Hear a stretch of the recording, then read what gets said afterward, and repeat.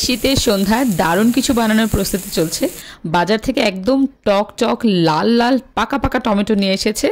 পাকা পাকা টমেটোগুলো দেখে আমি আর লোভ সামলাতে পারছি না, ইচ্ছে করছিল এগুলো দিয়ে কিছু একটা বানাই, একদম মুখরোচক একটা কিছু বানাতে ইচ্ছে করছে। তো তাই শুরু করে দিলাম টমেটো ভর্তা বানানোর জন্য।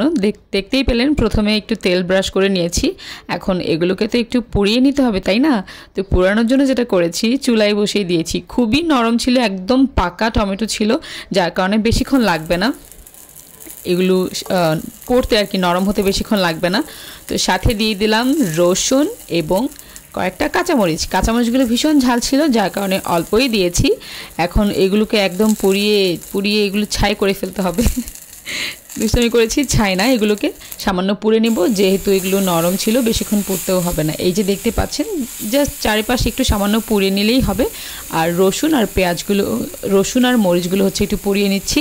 আমার কাছে শুকনো মরিচ ছিল না, জানি এখানে শুকনো মরিচ দিলে আরও বেশি মজা লাগতো। এই মুহূর্তে সেটা হাতের কাছে ছিল না, যার কারণে আমি কাঁচামরিচ দিয়েছি। কাঁচামরিচ দিয়েও কিন্তু খারাপ হয়নি। তো আমার সব কিছু রেডি। এখন এই টমেটোগুলোর গায়ে থেকে জামা কাপড় খোলার পালা। এগুলোর গায়ে থেকে হচ্ছে আমি চামড়াটা ছিলে নিচ্ছি। একদম দেখতেই পাচ্ছেন নরম তুলতুলে ভর্তা ভর্তা টাইপ হয়ে গেছে। দেখে এমনিতেই খেতে ইচ্ছে করছে। আমার বাচ্চারা আবার এরকম টমেটো খেতে পছন্দ করে, ওরা এমনিই টমেটো খায়। তো যাই হোক, এখন হচ্ছে আমি এখানে একটু আচারের তেল দিয়ে নিচ্ছি। আমার কাছে এই ধরনের ভর্তার মধ্যে সরিষার তেল তো ভালো লাগেই, তার মধ্যে আচারের তেল দিয়ে বানালে আরও একটু বেশি মজা লাগে। তো এই যে সব কিছু একসাথে ভালোভাবে হচ্ছে আমি মেখে নিচ্ছি।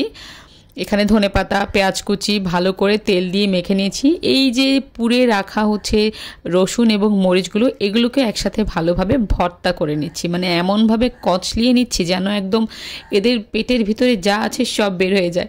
এরপরে টমেটোগুলোকেও সেম অবস্থা করতে হবে, এমনভাবে এগুলোকে মথে নিতে হবে, কচলাতে হবে যেন ভেতরে যা আছে একদম একটা বিচিও যেন আস্ত না থাকে। তো এই যে ওরকম করে একদম মেখে নিয়েছি। এরপরে রসুন আর মরিচের মিক্সচারটাকে মেখে নিচ্ছি। তারপরে যেটা করছি, ধনেপাতা আর পেঁয়াজটাকে ভালোভাবে টমেটোগুলোর সাথে মেখে নিচ্ছি। আমার এখনই হচ্ছে আমি জিভে জল চলে আসতেছে এটা দেখে। তো একদম বানাচ্ছি আর মনে মনে এত খুশি হচ্ছি যে এত মজা করে ভাত খাওয়া হবে আজকে।